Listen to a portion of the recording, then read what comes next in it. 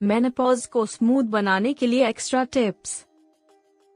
Welcome to NB. Menopause के दौरान क्या खाएं और क्या ना खाएं। मेनोपॉज एक चैलेंजिंग फेज हो सकता है जिसमें फिजिकल और इमोशनल चेंजेस शामिल होते हैं, जो आपके लास्ट पीरियड के 12 महीने बाद शुरू होते हैं। डॉक्टर बताते हैं कि मेनोपॉज के टाइम पर हॉट फ्लैशेस, नाइट स्वेट्स, नींद में disturbances, brain fog, mood changes, hair thinning, weight gain, joint pain और सेक्सुअल हेल्थ इश्यूज जैसे सिम्टम्स आ सकते हैं।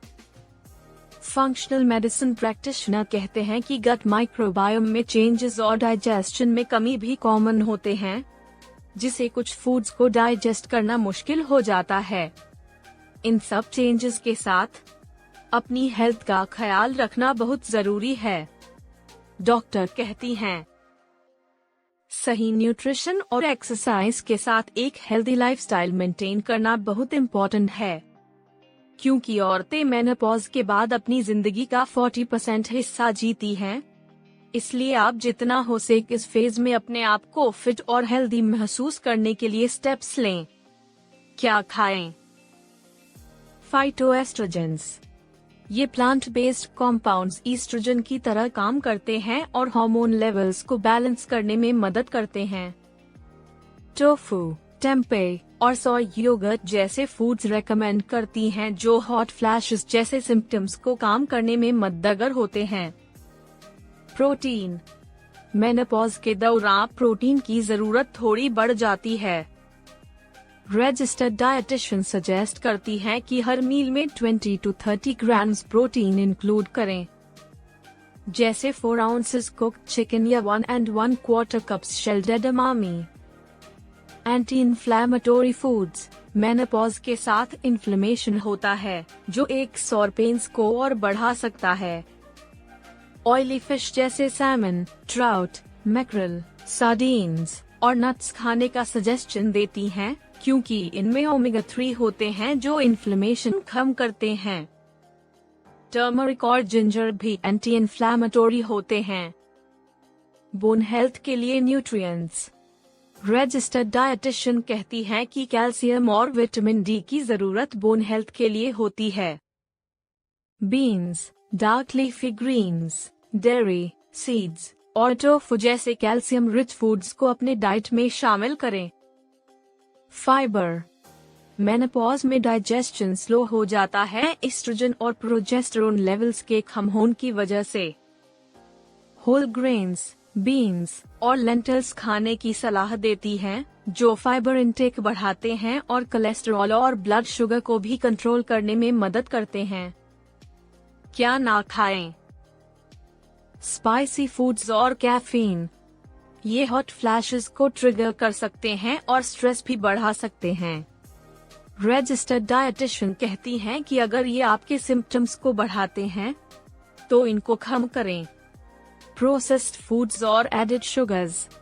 प्रोसेस्ड मीट्स, शुगरी स्नैक्स और रिफाइंड कार्बोहाइड्रेट्स का कम से कम यूज करें, क्योंकि ये ओवरऑल हेल्थ के लिए अच्छे नहीं होते। सॉल्ट। मेनोपॉज के दौरान औरतें सॉल्ट के लिए ज्यादा सेंसिटिव हो जाती हैं, जो ब्लड प्रेशर बढ़ा सकता है। इसका बैलेंस करने के लिए पोटेशियम रिच फूड्स जैसे बनानास और एवोकाडोज खाएं। अल्कोहल।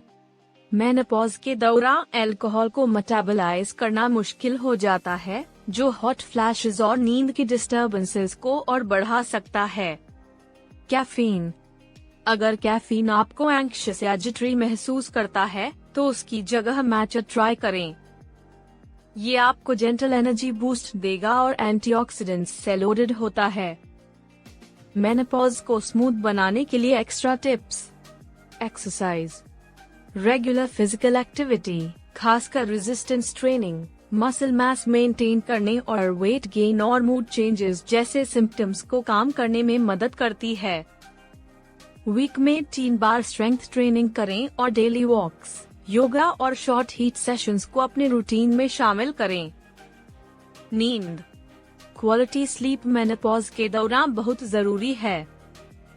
पॉर स्लीप हंगर हार्मोन्स को डिस्टर्ब करती है, एक्सरसाइज के लिए मोटिवेशन कम कर देती है और ओवरऑल वेलबींग को इफेक्ट करती है।